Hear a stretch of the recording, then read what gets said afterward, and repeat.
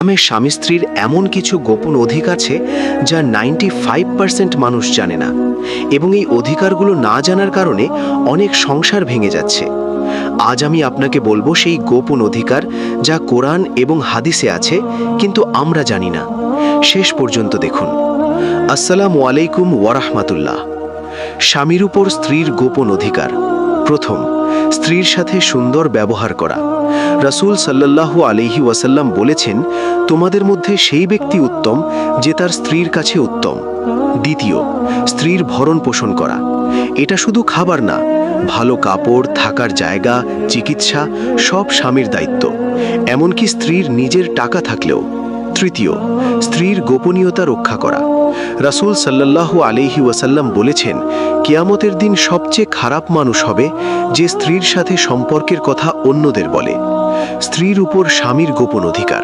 প্রথম, স্বামীকে সম্মান করা।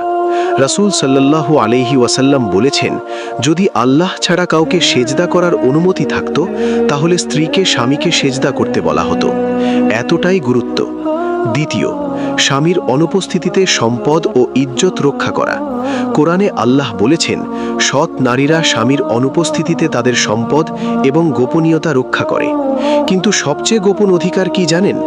রাসূল সাল্লাল্লাহু আলাইহি ওয়াসাল্লাম বলেছেন, স্বামী স্ত্রীর শারীরিক সম্পর্ক একটি সাদকা। সাহাবীরা অবাক হয়ে বললেন, আমরা চাহিদা মেটাই, এতেও সওয়াব? রাসূল বললেন, হ্যাঁ, কারণ তুমি হালাল পথে করছো।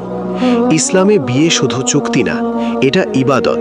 কোরআনে আল্লাহ বলেছেন, তিনি তোমাদের থেকে তোমাদের জোড়া সৃষ্টি করেছেন যাতে তোমরা শান্তি পাও। তাই সংসারে সমস্যা হলে একসাথে বসে কথা বলুন, একসাথে দোয়া করুন, আল্লাহর কাছে সাহায্য চান। তো আপনি কি আজ থেকে এই অধিকারগুলো মেনে চলবেন? লাইক করুন, শেয়ার করুন এবং কমেন্টে লিখুন, ইনশাআল্লাহ সংসার সুন্দর করব।